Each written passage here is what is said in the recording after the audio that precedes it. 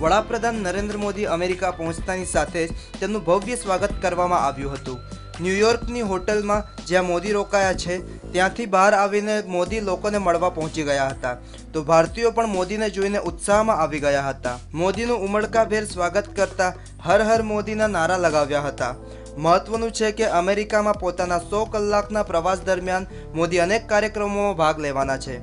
પ્રાપ્ત માહિતી અનુસાર પોતાના અમેરિકા પ્રવાસ પહેલા પીએમ મોદીએ અમેરિકાના પ્રખ્યાત અખબાર વોલ સ્ટ્રીટ જર્નલમાં લેખ લખીને અમેરિકાના રોકાણકારોને વિશ્વાસ આપ્યો હતો કે ભારત સરકાર રોકાણ સંબંધી કાયદાઓમાં સુધારા કરશે। આ ઉપરાંત મોદીએ જણાવ્યું હતું કે ભારતમાં વિકાસમાં અમેરિકાનું મોટું યોગદાન રહેલું છે।